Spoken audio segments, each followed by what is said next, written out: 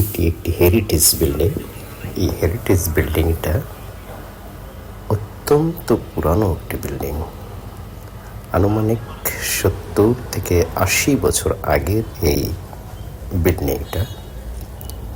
এই বিল্ডিংটার অনিন্দ সুন্দর স্থাপনা হওয়া সত্ত্বেও ফ্লোরে বিভিন্ন জায়গায় ক্র্যাক করেছে, যেহেতু অনেক দিন হয়ে গেছে।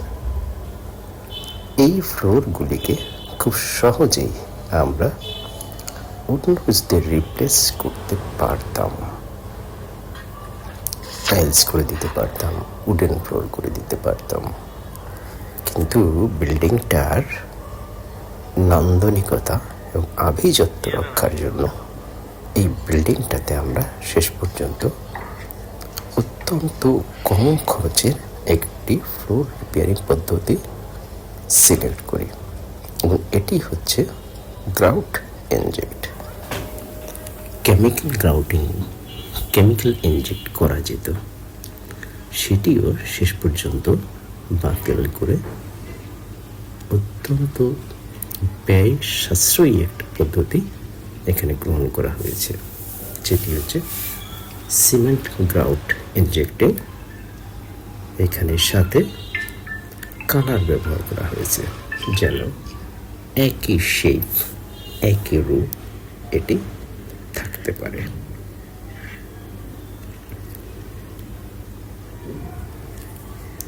তো এটি করতে কোনো খরচ দরকার হয়নি, শুধুমাত্র সিমেন্ট একটু গ্রাউট করা হয়েছে এবং আস্তে আস্তে এটিকে পোরিং করা হয়েছে। পোরিং করতে গিয়ে এখানে শুধু স্বাভাবিকভাবে এটা পোরিং করতে একটু অসুবিধা বা সন্দেহ থাকাতে এখানে ছোট কিছু ব্যবহার করা হয়েছে, যেটিকে নাড়াচাড়া করে সুন্দরভাবে এটার মধ্যে সিমেন্ট গ্রাউটটা যেতে পারে। এবং এভাবেই কিছুক্ষণ পরিচর্যা করার পর এর ভেতরের যে ক্র্যাক, যেটা সেপারেশন হয়েছে, সেটা ফিল আপ হয়েছে। ফিল আপ হওয়ার পরে সেটা আস্তে আস্তে তাকে আবার টিউন করে দেওয়া হচ্ছে এবং যেন সেটা পূর্ণাঙ্গ রূপটা পায়। এইভাবে ফিল করে দেওয়ার পর এটিকে প্রয়োজন হবে সুন্দর করে মুছে নেওয়া, যেন পুরানো যে সারফেসটা তার সাথে নতুন যে গ্রাউন্ডটা অ্যাড করা হয়েছে সেটা সম্পূর্ণরূপে রিমুভ হয়ে যায়। এই পদ্ধতিটাই হচ্ছে সর্বশেষ এখানে অ্যাপ্লাই করা হয়েছিল, যেন এর আভিজাত্যটা ঠিক থাকে। মূলত এই কাজটি একটু সময় সাপেক্ষ, দিনের মধ্যে কয়েকবার সেটিকে মুছতে হবে, যেন এটা সারফেসটা একটু ভেজা থাকে, কিউরিংটা হয়।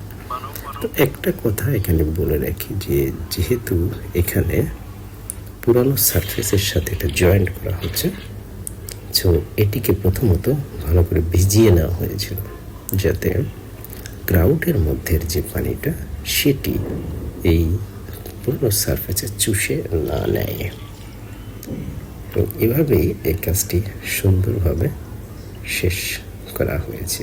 আমরা পরবর্তীতে এর ফাইনাল শেপটা দেখতে পাবো, কিভাবে এটিকে আগের শেপে নিয়ে যাওয়া হয়েছে।